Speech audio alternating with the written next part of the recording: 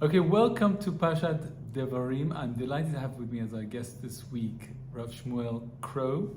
Rav Shmuel is someone I have a great akarat tov to because when I was ill in preparation for my 60th birthday, we were looking for a musician to play this beautiful new nigun that Yoel Tujman composed. And Rav Shmuel not only brought it down from Shemayim. Yeah, it was a download from Shemayim, and it's the most emotional music I've ever heard. And Rav Shmuel actually put it together. He what would you call it? He constructed it, arranged it for all the musicians, and it was just such a blessing to hear you in conjunction with Israel Nachman, the cantor and son of your Rav Tojma. But tell us a little bit about your love. How did you end up? Which school did you go to in music in the States? I went to Berklee College of Music in the States. It's in the East Coast in Boston. I think that's one of the top schools for music in the States. Yeah, it's one of the big name schools. A lot of people in my generation all went to that school. It was because I already had been playing music professionally for a little while. It was like sort of a natural fit. The way the school works is there's like a group of guys who are kind of brought in as like, oh, you guys are kind of already playing the scene, and then everybody else comes and pays a lot of money to the school. Right. But so it's a good learning environment. And then I continued to play professional music for a little while after that. So what made you come to Israel, to live in Israel? I mean, what a change for you. I went through a number of different things. I was searching. There's an approach to saying which opinion you like best in halakha, which includes all the other opinions that were stated. So I did some music, I do like some work in fitness, and a little bit here, a little bit there. But okay. So does music have much to do with fitness? Does fitness have much to do with music? It's a big stretch to say so. Torah includes all of these things. As your story tells, the music help with the Torah help with the music, and also help with the fitness. Yeah. And healing. It's a healing. It's right. Yeah. So I mean, conceptually, that's the answer that brought me into the Yiddishkeit, and going to Israel, I think, is an extension of the Yiddishkeit, just that it includes everything else. What was the catalyst that really? Maybe birthright. You went on birthright. I went on birthright, wow. And when we came to Tzfat, where we're sitting now, in the Kikar Maginim, a guy put tefillin on me. It was the first time I ever put on tefillin. Really? Yeah. Wow. And then a year and a half later, I was in the Kikar Maginim putting tefillin on people. So the tefillin worked. Right? Amazing. The genius behind the putting tefillin on people in the street campaign, part of the rationale was, look, you can try to talk to them logically, but you only talk to their intellect to do that. But tefillin on them, you're dealing with the soul. It just bypasses the intellect altogether. A new intellect will be born of the tefillin that they put on. That's what it says. The head tefillin gives you a new inspiration, a new intellect from Shemayim. Amazing. And now you're married now, Baruch Hashem. Married, Baruch Hashem, 2 children, Baruch Hashem. Amazing. So we're looking into Parashat Devarim, and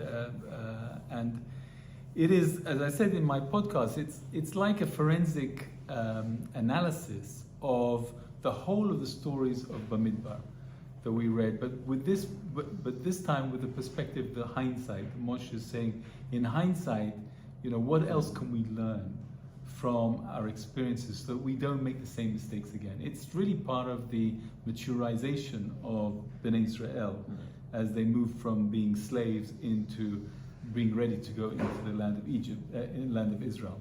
So, one of the first things that come up in that is that, God, it's not a chronological summary of what happened. What Moshe does is take the key items that will most influence the new generation, because this is the generation 40 years after some of the things that happened in the desert. So there's a new generation about to enter, and it's very important to Moshe that he makes sure that they don't make the same mistakes as their forefathers. It's the storytelling. It's a lesson that emphasizes certain things. Exactly. So the first thing he brings up is the spies. I mean, he goes straight for the spies.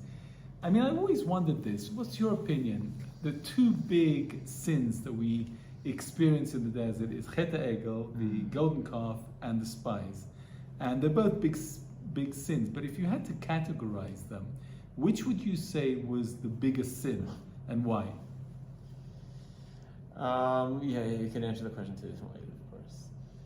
One could say that the Chet HaEgel was a bigger sin because it was a simply forbidden thing, and so it was bad in the sort of obvious way. There's a commentary on the Kutei Moharan where there's two spots in the Kutei Moharan. One, he says that the Yetzer Hara wants to kill a guy, and the other says he wants to drive another guy crazy.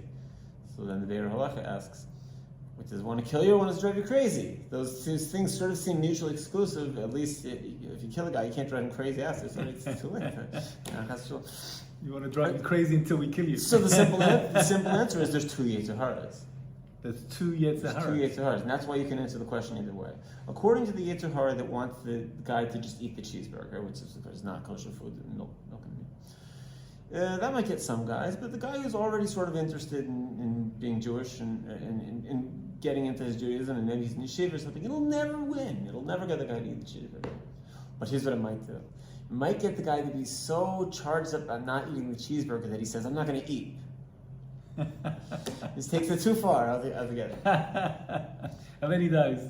Well, no. So then he goes crazy, and then the first Yetzer Hara is able to get him. Oh, I see. So it's as a mashal, it's like the two bully kids throwing the lunchbox back and forth over the one. But in this mashal, where's the Yetzer Hara that wants to kill you? Because it seems to me that's the cheeseburger guy. I'm saying that as an analogy. Either he wants to kill them spiritually, and whatever. Eventually, that leads to not only spiritually. I see. Interesting. I like that. But so according to the Yetzer Hara that wants the guy to eat the cheeseburger or wants to do something more literally in the way of killing the guy, that's the one that says the Chet HaEgel is worse. Now, from the Chet HaEgel. So now they've got a complex about it. They did this thing and they sort of fell for the crazy one. So now the Yetzer Hara wants to come back and accuse and say that, now you're not, you're going to enter the land of Israel, and then they're going to have mixed feelings about entering the land of Israel. And then ultimately, as you mentioned in the summary, they come to conduct semi-authorized warfare, which is sort of now I'm going to run completely opposite direction so fast from the Chet HaEgel. I'm going to go take Eretz Yisrael, holy stuff. I'm not going to eat it all. And God didn't say don't eat, he said don't eat cheeseburgers. He said eat, please eat. It's Shabbos, you have to eat. And fast on Shabbos. If you fast on Shabbos, you get to fast again tomorrow. But, okay, the point not being about law, but the point being that there's two Yetzer Haras, and that's why you can say, well, which one's worse? There's a way you could say that. So that's maybe it seems that that's one of the secrets of when Rabbi Nachman says that the world is a narrow bridge. Right? Actually, man must cross a narrow bridge. Well, the bridge has two sides.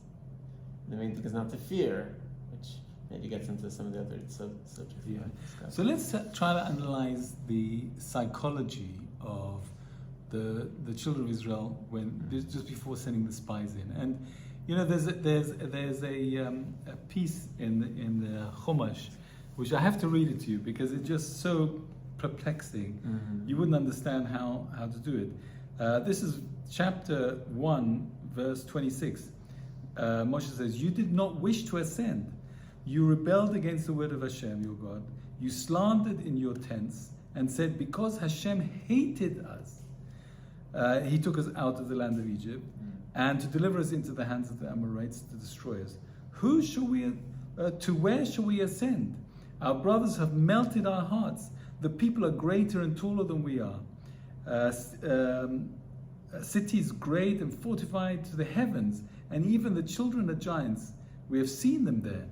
And this is just perplexing because what are we talking about? We're talking about the land of Israel, which God promised to Abraham, Isaac, and Jacob as inheritance, something that is the most precious land in the world, a gateway between heaven and earth, the place where God's eminence and essence is much more intensified, and He's giving it to us as a gift, as an inheritance. I don't understand how the Jewish people allow themselves to be maneuvered into this perspective of God must hate us because He wants us to die in the desert. Right. So the person only does a sin if a spirit of folly enters them. It says, right. What influenced them to have that perspective? Yes. It wasn't their own accord. Correct. That's really what I want to ask. It's funny the thing you mentioned about the walled cities, that they have these great big cities. So one of the explanations on that says, yeah, but if they need these big old walls to protect them, they're not very tough, are they? Right. They're fearful. Right, they're fearful. And what more if we go take their city over? We have these big awesome walls that they built for us. Wow, thanks guys. That's right. But they were scared. So you have to cross a narrow bridge, but the only thing is not to fear. We're supposed to fear Shemayim, right? That's a thing. What's the only thing Hashem asks you is Yir Shemayim, is to fear Shemayim. So how does one get the fear put in the wrong place? There's a Gemara where it says that if you judge yourself, then you don't get judged in heaven. And if you don't judge yourself, then you get judged in heaven. So what if a person judges themselves a little bit, but they judge it wrong in something, and then Shemayim has to come and fix the situation? And I think that was what happened. That they tried to judge themselves, but they just didn't think it all the way through.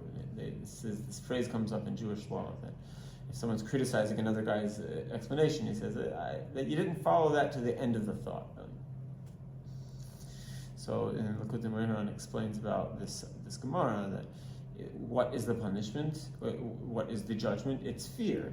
Meaning, if a person judges them, they take care of their own cheshbon and they do a good, accurate job of a cheshbon. It's not that they're too strict on themselves, but that they do make an effort to get their balance their spiritual checkbook. How good of a guy am I really today, and what can I use to work on? When someone does that, then they don't need to judge them in Shemayim, so they can just have the year in Shemayim. If someone doesn't judge himself, then Shemayim will judge them. What does that mean? It means that random things in life happen that they can't explain why.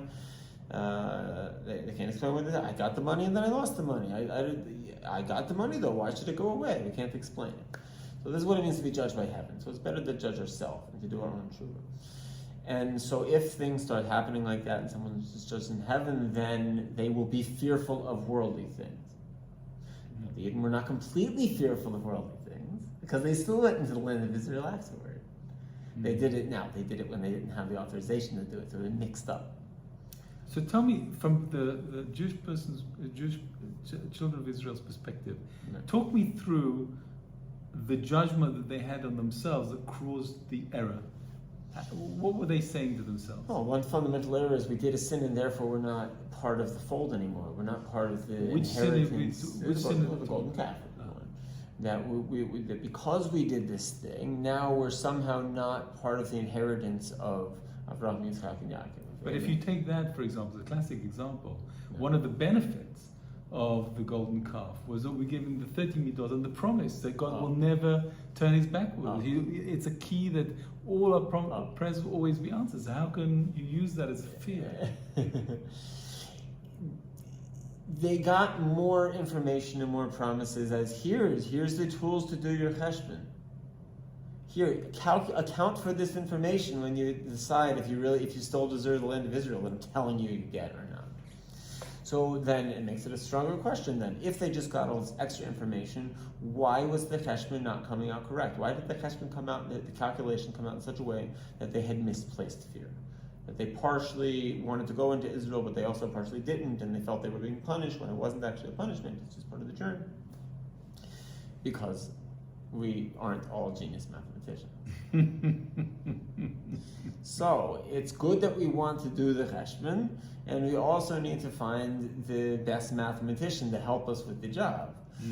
So this is the idea of, you could start at a very simple level and just having a teacher. In the grand scheme of things, you could have like a Moshe Rabbeinu who's leader of the whole generation. Even when Moshe Rabbeinu leaves, there's a guy called the Tzaddik Emes. The point being, there's always someone who can help us do the perfect calculation if only we seek them. But you see, the problem is, it's like, if I give you a mashal, you have to do your tax return, right? So get your best accountant possible, of course, right? Because he's going to help you, of course, to present yourself in the best possible way, in a legal way. Right. You've got the best advocate in the world, Moshe Rabbeinu. If you ask him to do it. But he's there. What do you mean? If you're telling me that they didn't ask him to do it? So that's Parashat Midbar. So when he comes and he reviews all the events, this is all that happened. So let's look at what's actually the case now. Now that we've eliminated all the factors, and now you just have to talk to me about it. It's almost counted as its own book of the Parashat Sefer Devarim. So I said maybe I spoke wrong. It's counted as its own separate book as well as part of the 5 books, right? Because it's sort of like the Torah of Moshe. It's called the Mishnah Torah. So up until then, it was all the stuff that will be factored in. The tax year, so to speak, was not complete yet. And already they were drawing conclusions about what was made in and things like that. Moshe Rabbeinu would like to help you at that point, but the tax year isn't over. There's the Likutei Halachos where he says that the root of all evil is being too fast, jumping the gun. This is what happened with the rock, essentially. It actually issues a criticism on Moshe Rabbeinu for striking the rock. There are many explanations that give schus to Moshe Rabbeinu, give merit to him for how he struck the rock. But in this particular case, many even tzaddikim can fall for this, jumping the gun. They wanted to do the cheshbon before all the information was in. What information were they still waiting to hear? How Moshe interpreted all the events. It's interesting because when they asked for the spies, they said, let the spies report to us, not to Moshe. So they wanted directly to hear from the spies so they can interpret. I think I'll do my own math. Yeah, exactly. And the tax accountant, well, look, I mean, the year's not even over yet, but I guess I can order a report if you want.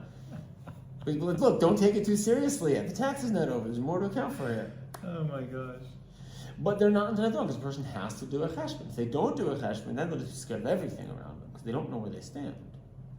I like this idea. I want to explore a bit further. You're saying that if you don't do a judgment or a reflection on your own life, then heaven will do it for you, and that's always going to be worse. It's not that it'll be worse, but it'll be not as good of an experience because it's not understood why things are happening in the way that they are to me. I can give my tzedakah as is due, or I can lose it some random way. But our bill is calculated on Rosh Hashanah either way. So either I take the wheel or it happens to me. But you're suggesting that with this cheshbon that it's kind of dangerous to do it on your own? That you have to have a Rav to help you do it? There's another factor. We have to seek the Rav to help us do it because when for example, when we left Mitzrayim and we had the not entirely cooked matzahs on our back, the nature said that then Hashem finished cooking them in the desert. Made it really hot. We thought it was a bummer that it was so hot, but actually he was finishing the matzahs. It'd be good food for us. So this is the idea that when we start a mitzvah, Hashem finishes it. And we can't always finish it. I can't always find a Rav. I might live in a place I don't have any Rav at all. Right. But if I want to find the Rav, Hashem will help me. Again, this is a big emphasis in it's called Kesuf in the Kedusha, and we're supposed to want the right stuff. And that is a relatively simple service. We just have to do it. And so that kind of gets back to the idea of tzedakah emes. We've explained a little bit about what happened with the spies. I haven't talked that much about the golden calf. Tell me something about the golden calf because it's equally puzzling to me. The Parashat is that Moshe Rabbeinu was gone, and it was Moshe Rabbeinu coming back. If we don't have Moshe Rabbeinu, we need someone to connect us. So there was a movement. It became popular, I should say, in the last couple hundred years to have a Rebbe, to have an appointed tzaddik. This guy is the great tzaddik. We shall all do as the tzaddik advises, and that is a good thing because this person worked extremely hard to be pure and to only say true, right answers that actually help people and not have a personal agenda in it. This is about the best person in the world could possibly get advice from. But what happens when I can't find that guy, or when there's an argument about who that guy is? So this is the concept of the tzedakah emes. I can explain in terms of Kabbalah why this is, but the tzedakah emes is the most perfect possible human, and we cannot identify him. So how can we seek his advice? So we find the biggest tzaddik we can. We can't complete the mitzvah by ourselves necessarily. We need Hashem to help us complete it. So we desire to find the tzaddik. We show our desire by pursuing in physical ways. I'll go to the synagogue and try to talk to the rabbi there and see if I'm happy with him. Great, I'll learn with him for a while. And maybe where does he come from? Maybe I'll find someone there that I can keep looking. But we should know that I should always try to place myself before a tzaddik as much as I can. But there's always a beyond. There's always the tzaddik emes, who's this perfect, unidentifiable version. It solves many problems. It solves the argument about who's the perfect tzaddik. Look, they're all wonderful tzaddikim. And there's the guy called tzaddik. Who's better, Mashiach ben David or Mashiach ben Yosef? The Messiah that teaches the world peace, or the Messiah that kills all the bad guys? Which one's better? Well, they both have their merits. And there's a guy called the tzaddik emes. We don't know who he is. He's always been alive in every generation. We don't know who he is. So that would have been a tikkun at the time of the Chet Egel. We don't have the tzaddik. Where should we turn? Well, sometimes the tzaddik goes to his room and we don't see him, but it's okay because the tzaddik emes could be among us anywhere. We just need to have some patience. And that goes back to Rabbi Nassan Zal saying that the root of all evil is not being patient and jumping the gun. Tell me about this idea that God is everywhere, but He's more, in essence, in the land of Israel. Why should that be the case? And in our relationship with God, why is our relationship with God enhanced by living in the land of Israel? So there's a halacha that we should daven east or toward Jerusalem if we know where that is, and if we don't, we should daven any which way, because there's two opinions in the Gemara. That one says that the Shekhinah, God's presence on earth, is in the east, and the other says it's everywhere. Now, in practicality, we have to pick one of those that's more relevant to us in our lives. We can relate better with the idea of being in a place than not being than being in all places at once. So we choose being in a place. That's more practicable. That being said, they're both true. When we reject an opinion in the Gemara as practical law, that doesn't mean we don't say it's true. So So the question is not about how Hashem could be everywhere. That seems perfectly clear. How could Hashem be in one place at a time? And a simple, not as practical answer would be that He can do anything He wants. God. Right. Okay. So how do we relate with that information? So why Israel? Why not some other country? Because the mitzvah. Tzavsa b'chibur is the lesson of the Zohar. This says a mitzvah makes a connection. So because Hashem gives us mitzvahs, He says, look, if you want to connect with me in a way you can experience more, in a way of certain locations and certain things you can do, how can I connect with the infinite? If I just let myself go to the infinite, well, that's actually a finite thing I'm doing. It's not infinite at all. If I have an ego evaporation or something, well, that's a very finite process we can describe with the chemicals in your brain. There's really nothing infinite about that particularly at all, is there? So Hashem gives us lots of finite things. It's compared to a rope in Zohar. It's a rope we can grab onto, a finite rope with 613 strands, all made of the 613 mitzvahs. We can think of it in a more relatable way, like we have a roommate. Our roommate lives in our apartment too. They're essentially everywhere at once because the whole space is theirs as much as it is ours. The public space, not going to the bedrooms. So even though they're on the couch, that doesn't mean that if I do something they don't like in the kitchen, they don't care because they're not in the kitchen, they're on the couch. No, they live here too. So we're both sort of in the whole space together. So, how do I relate with my roommate in that way? Well, I just kind of acknowledge it. I have simple faith that my roommate is in my apartment too, but so how does that ingratiate me to my roommate? So I do specific things that my roommate likes. If I put up a poster my roommate doesn't like, my roommate will it's not that he won't like me, but that he'll be distant from me. There's a lot of languages in the Chumash about Hashem punishing with a great hand, and a fire comes down from heaven and goes into the nostrils of Nadav and Avihu and kills them. And it even says Hashem hates. You read it in the pasuk that Hashem hates. So there's different levels of Hashem. So we'll say a little bit of Kabbalah. There is one level of Hashem, one level that we relate with Hashem called Zeir Anpin, the short face, and another called Arich Anpin, the long face. And the short face is in the realm of push and pull of I like, I don't like, this is good, this is bad.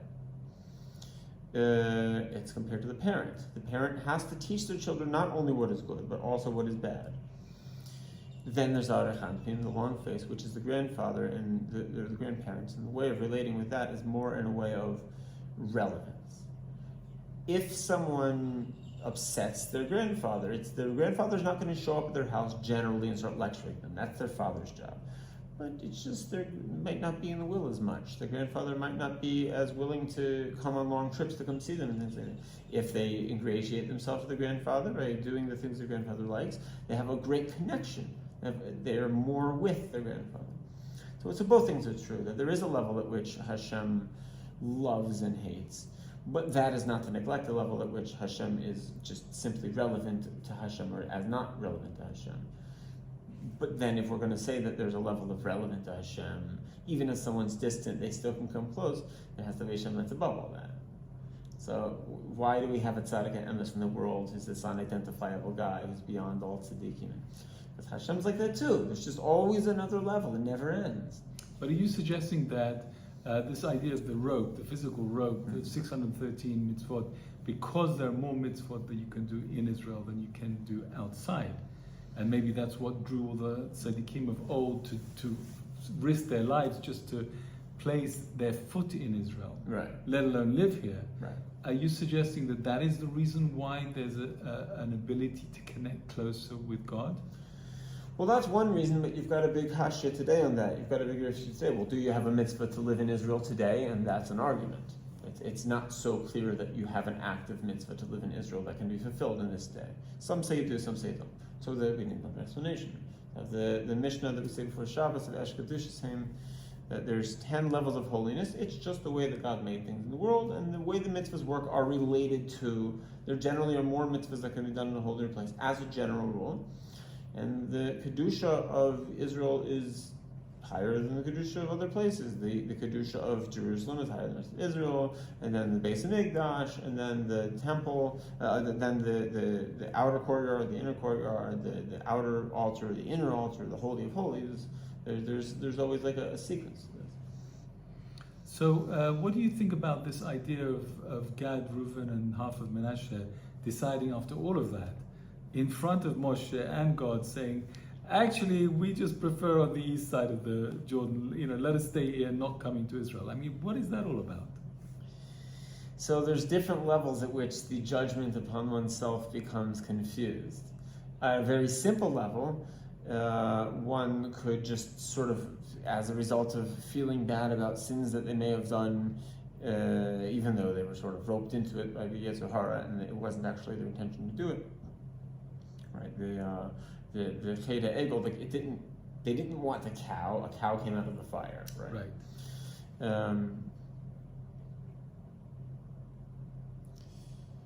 Ask the question one more time. So Gad, Reuven, and Menashe. There's different levels of how one can judge themselves improperly. It can be on a level of, I feel bad that I did something bad, and therefore I'm going to overreact when it's a chance to do something good, and that level of confusion.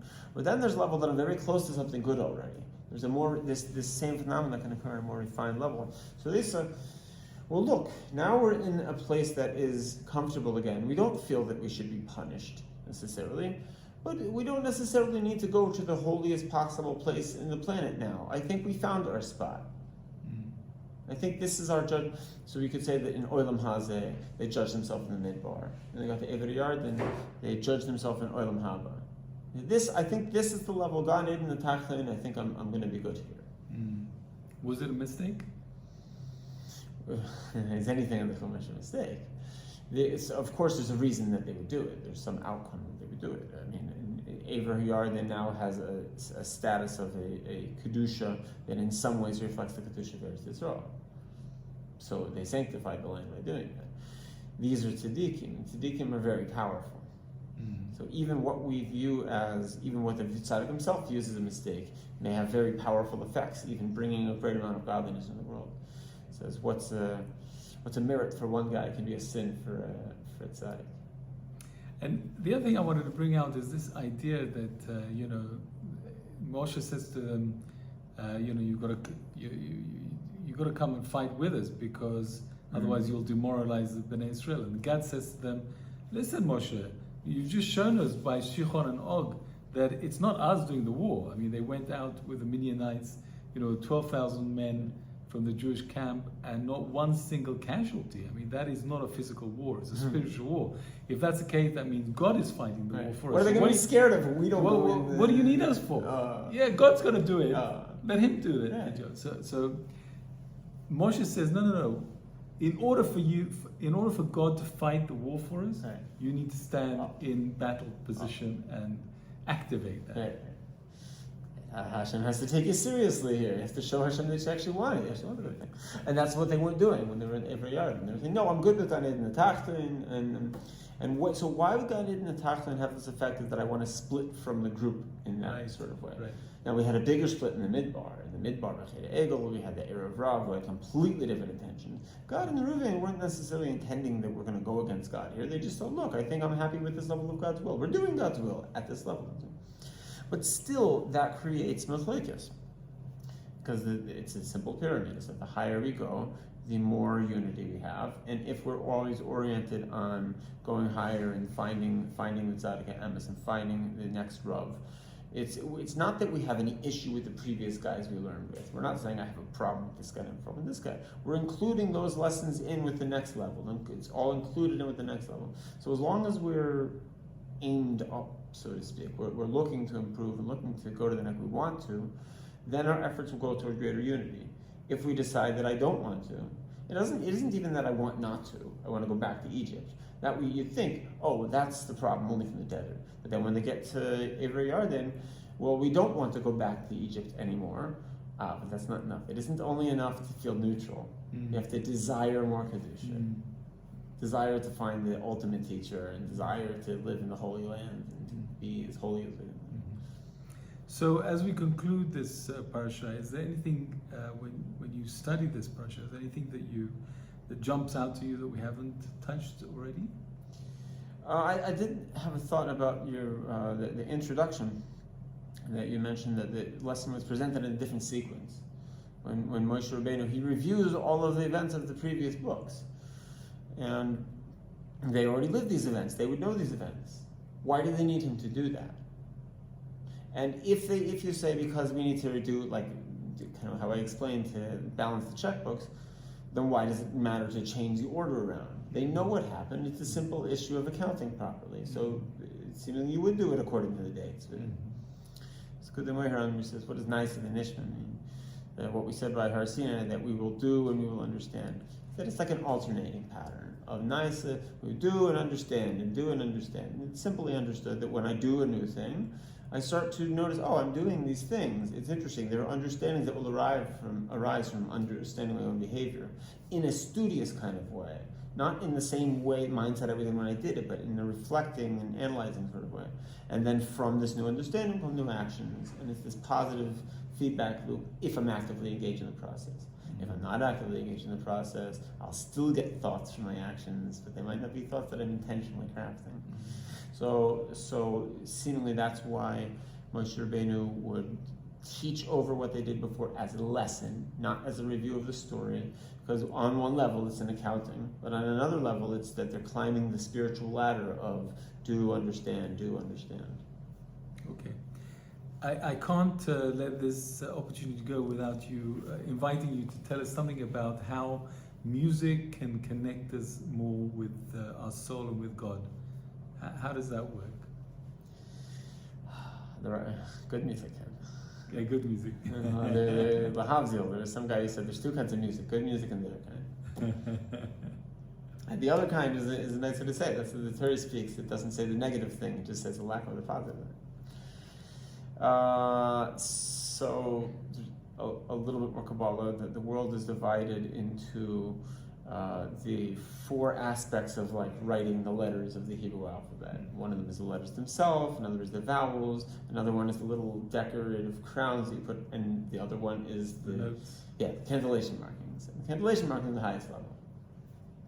So they have a profound spiritual effect. But profundity isn't necessarily holiness. So the notes of the Torah have a profound spiritual effect, and we just know that notes and things that they speak to us, yeah, but can we say how exactly a melody speaks to me? You can't say how exactly, because then you're in the realm of lyrics. As soon as you explain, you're talking words. So a melody always affects us in a way that is above words. Inherently it does so. Unless somebody says music doesn't talk to me, but I don't know if I believe that guy. So play some songs for him, see if you watch his face, see if he really means that. So therefore, this is another look at the Mahar and the Crowe. It says that there's two types of chachamim. There's two types of wise people. The metaphor is two types of singers, two types of singing birds, and some wise people they all sound smart and wise and convincing, and singers too. They all have a nice voice, and they all have a compelling song, because all songs are compelling. But we can't know which one's good by looking at them, because they're so convincing, if the voice is so good. How do we know? How do we know if a song is kosher or not? Well, one simple thing would be the lyrics. Okay. Now, you can extract the melody also, but we can look at what is the context of this song. And so this brings us back into the level of words. So if we have an adequate foundation in words, we can sanctify ourselves in music, and we can receive only the good from the very powerful, profound influence that music has on people, and not the rest, because there's a lot of music in the world, and not all of it comes from morally upright people. So if we want only positivity from music, this is one of the concepts of spending a lot of our time in study. It's study, especially study where we're not exactly clear what the answer is. When we study the Talmud, we generally cannot determine practical answers from the Talmud until we look to later sources. It's tremendously difficult to do so, because there's many different sources in different locations all over the huge book that is the Talmud. So we're in the dark. And so when we spend our time learning and study in the dark, and refining ourselves at level of words in the dark, then it says in the Zohar, and Rabbi Nachman brings it, that echut shel chesed, a string of kindness, extends to us from heaven, which means that we receive sanctity at the level of music. And we gain the ability to sort of not be affected by negative music, and as a result, to be more profoundly affected by positive music, because we have more room to be affected by music, because we've pushed out some of the music that wasn't helping us as much. Right. But when you look at the Torah, do you look at it as a score of music? Do you use your musical mind to deduce interpretations because of the cantillations in it? I have thoughts of that nature, but there is a source that says that's going to be Mashiach's job, to give authoritative interpretations. Although you can see simply, it seems to me, where the pasuk starts, where the middle of the pasuk is, where the end of the pasuk is. Maybe you can even learn emphases by the cantillations that are produced by a larger melodic figure. Although none of it's conclusive, because it's the level of words that I explain it. Mashiach is able to explain things in words that are above the level of words. Nice. So let me ask you, because you were very kind enough to help my son Aaron when he came here. He wanted to compose a piece, and I watched how you very ingeniously provided harmony to the melody music that he was creating. Where is the harmony in the Torah when you read it? What are the harmonic notes? How can we touch those? There's a set of curses that is, there's different opinions about how one should read the curses in the Torah. We have to read them every year. There's a story with the Rebbes of Chabad, and forgive me if I change up which Rebbe this occurred to, but he was a boy. I believe it was the Tzemach Tzedek, who was the grandson of the founder of Chabad.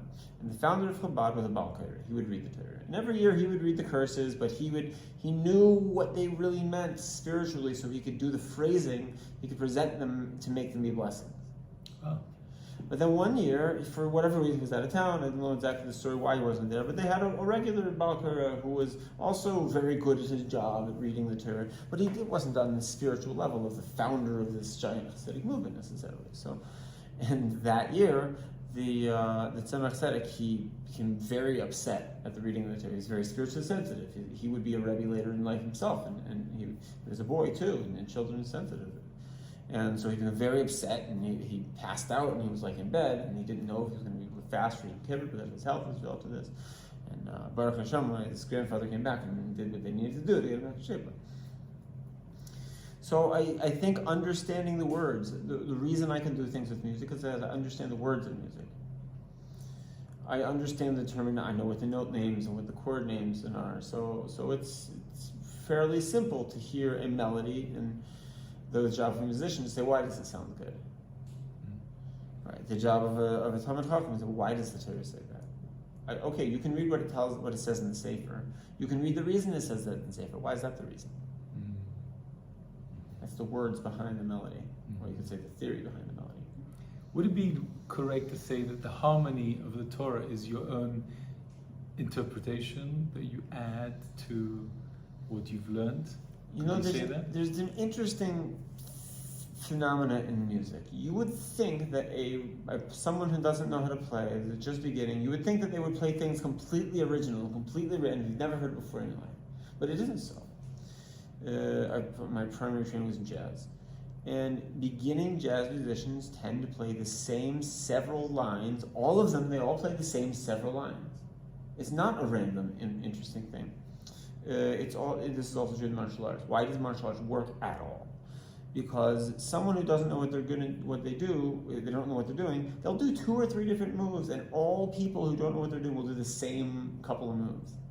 And until we break it down and learn the theory and how the physical body works and what are all the possible things you could do, or what are all the possible things you could play by studying the great musicians of time, we don't have our own interpretation at all, really. We have only kind of the default settings of the animal soul. An animal's not really good at music. Usually it has 3 ways it tweets, and it can't tweet you like, it can't tweet over the chord changes.